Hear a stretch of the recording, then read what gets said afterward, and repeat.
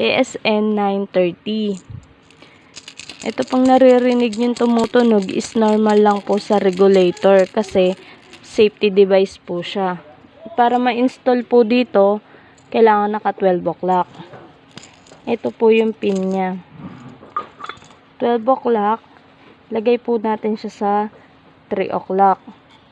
3 o'clock, install at close po yung hangin. At kapag i-open po yung hangin, ilagay po natin siya sa 6 o'clock.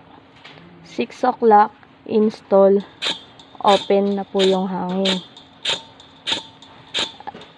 At kaya po nag-open and close po yung hangin dahil sa safety device. Ilagay po natin siya sa 3 o'clock. Lock. At wala pong lumalabas na hangin.